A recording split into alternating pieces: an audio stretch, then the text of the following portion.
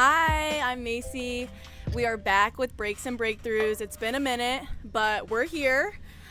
We just want to create a space to kind of talk mental health and take a second to get real with everybody. So today we have a dear friend who needs no introduction, but here she is. I'm so happy to have her. And yeah, is there anything you want to say? Well, thank you, Macey. I'm really, really happy that you're doing this. And actually, people don't know this, but when I first got to hang out with Macey off the field, she told me and Lucas about her journey and how her mental health affected her and when she stepped away from the game, and then when she came back and found joy in it again. When I was in my darkest time during my rehab this year, thinking about her actually helped me take care of myself because of how she prioritized herself. So I actually wouldn't be here on the field and off SEI if it weren't for Macey. Stop. It's true. Because now I'm gonna cry. It's true. Oh God, already in the intro. This is gonna be the realest episode of this series. Actually. But yeah, I guess I just wanted to have you on here to take a minute to highlight your journey. And obviously I've only known you for a short period of time, and just how much you've accomplished throughout your career. Doing the things that you've done, not even on the field, but knowing you just as a person and as a leader has been super inspiring to see from my point of view. So I just wanted to kind of pick your brain a little bit about how it's felt to obviously feel the super high highs, and then obviously feel some of the lower things that maybe people haven't seen portrayed, but obviously we all go through. Yeah. So yeah, I want us to touch a little bit deeper on, I guess, this past year, or years, whatever you want to kind of talk about in terms of the SEI and your progress back.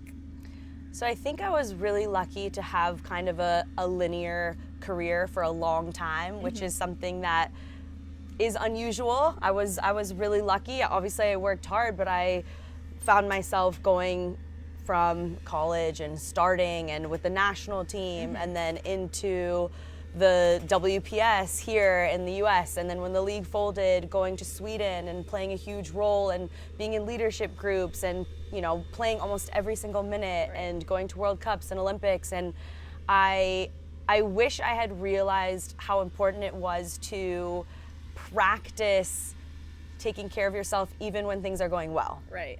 Because when things change, I got this injury right as I transferred from Rosengård in Sweden to Chelsea. And I got to this new club that I was so excited about, had huge expectations, ambitions, and going in with an injury, never really getting into the starting lineup. And that was this first real big kind of dip in my career. Right. And I didn't have the tools. I had been really lucky to work with people who helped me with leadership skills and communication, and from the outside I think everything always looked so positive and I was Smiley Riley. Yeah.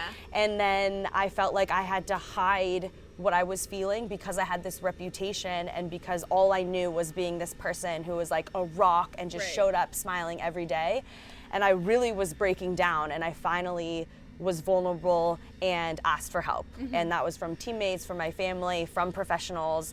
And I was able to find tools and actually find my passion, which was media and content creation that I had dabbled in for so long, but I don't think any of us realized that could be kind of a career at the time. And so I found balance in my life. And so that tool, when I got this injury that I'm dealing with now, I think that was something I had to tap into, was my life outside the field. Right. And that my quality of life started to really decrease because of how much focus I was putting on this recovery and how things weren't going well. Right. And that was kind of, again, how I realized that I needed help again. And still took me a while to ask for it. Yes. But that's when I met you. And it was a reminder. It was kind of this, it got me out of this dark period that I was in, because I realized oh my gosh, I need help. And that was very similar to how I was feeling when I was in London, and a reset.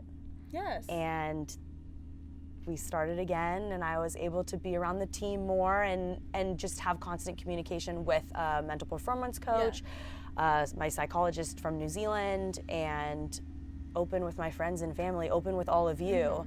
And that has helped me. I still have really, really tough days. But she's killing it. But she's killing it. So yeah, it's still really, really hard. Yeah. Like, I think my biggest learning has been to ask for help. And it's Right. okay if that's every single day. It's okay if that's once a week. It's okay, but to recognize when you need help and then ask for it immediately. Right, right. And I think that's like the beautiful thing about, like, I guess what we're trying to do. And I think even like with your platform that you have on BFR is like trying to normalize that. Yes. It's not all pretty and not Yes, all perfect. yes. Because I feel like everything we put out there is beautiful, and like we see all the highlights, and like that's Yes, great exactly. because everybody's like doing great things, but it's also like at our core we're people with emotions and like processing things all differently and in real time. So yeah, I think it's so important that we kind of say, look, we don't have it all together. Yes, it's okay not to be okay. Yeah. And obviously when you see us on game day or you see the things we choose to post on social media, often those are things that make us happy, so that Right. is what we share. Yeah. But it gives a little bit of a false sense, or it perpetuates this idea that athletes, that we are so strong, and it's like, you know, if you're not in pain, you're not working hard Right. enough, and like no pain, no gain. Yeah. And if you're like struggling, like push through Run it. through anything. Yes, Yeah. exactly. And like Yeah. this whole thing about, especially with my nerve injury, it's like, oh, is it like kind of just in your head? Like it's just your nervous system. It's not actually a muscle. It's not a Right. bone. It's not a ligament. But like the pain is really, really Oh, yeah, real. exactly. And that was hard too, to have some people that I worked with, it felt like they were kind of gaslighting me or not Right. understanding like what I was going through. And so I'm so lucky now to have the medical support. Right. But it's like I have to take care of my body and my mind and my emotions, and the person that we are, like as a soccer player, that's only one part of our lives. Like no one exactly. can play soccer past a, I won't say an age. I won't say a specific age, but we all have to stop eventually. Yes, yes. As athletes, like as any sport. Yeah. And we have a life after that, and I want to be a mom, and I want to Exactly. be in media. I want to like help Yeah. people for my whole life, Yeah. and I won't have the energy. I will lose myself if I don't take care of myself. Right. But as you're saying, like what we show and this part of our life as soccer players, it's just one Tiny Yeah. piece of like who we are as humans. 100%. 100%. Do you feel like there's any, I mean, obviously we've gotten into it a little bit, but for any like younger aspiring athletes, like especially kind of creating these habits at a young age, what would your advice be for like the younger generation that wants to play soccer so bad and wants to play at a high level, but also like that we need to remind that, hey, like at the end of the day, yes, we want to play soccer at a high level, but also enjoy your life. I don't know if you have anything.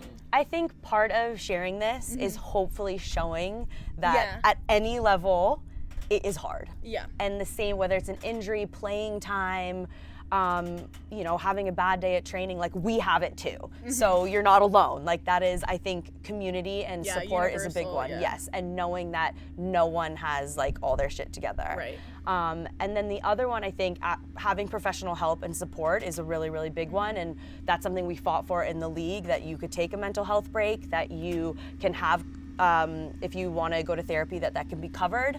But then I think for me, something that I want all young athletes to realize is that sport is important, right? It's given us like what For we sure. have, but it is just a game. Right. And it is something that is supposed to bring you joy. Fun. Yes. Just like, you know, anything you do. Right. And it's so intense because every game feels like life or death. And when you're young, you have your coach, your parents, like, yeah, you're still like developing your brain. Yeah, like, I mean, exactly. even players on our team, like their prefrontal lobe like isn't fully developed yet.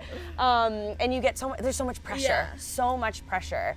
But if you're not happy, and I don't mean like, you know, you should quit if like you make a bad pass in Yeah, a training, right, like, right. but you know deep down, like if you're unhappy or like if you need to ask for help. And also what can help kind of get out of that, like that everything is around sport and everything is around soccer, is what I mentioned, like what else brings you joy? Right. Like that is so important because 100%. injury can come at any time. That is the reality.